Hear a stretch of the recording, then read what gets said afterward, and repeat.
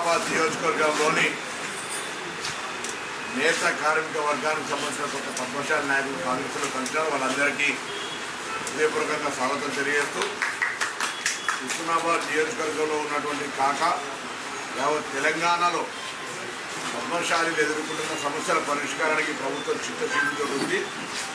బలైన వర్గాల శాఖ మంత్రిగా పద్మశాలి వర్గానికి సంబంధించిన సమస్యలన్నీ ప్రత్యేకించి శ్రద్ధ తీసుకొని వాటిని పరిష్కరిస్తామనే మాట ఈ సందర్భంగా తెలియజేస్తూ హుస్నాబాద్ నియోజకవర్గంలో కూడా ఇప్పటికే జౌళి శాఖ, టెక్స్టైల్ అండ్ ఇండస్ట్రీ వాళ్లకు ఇక్కడ ఉన్నటువంటి మౌలిక సదుపాయాలు ఏ విధంగా ఈ వర్గాలకు న్యాయం చేయగలుగుతామనేటువంటి మాటను చెప్పడం జరిగింది. వాళ్ళు ఈ అంశం మీద సర్వే చేస్తూ ఉన్నారు.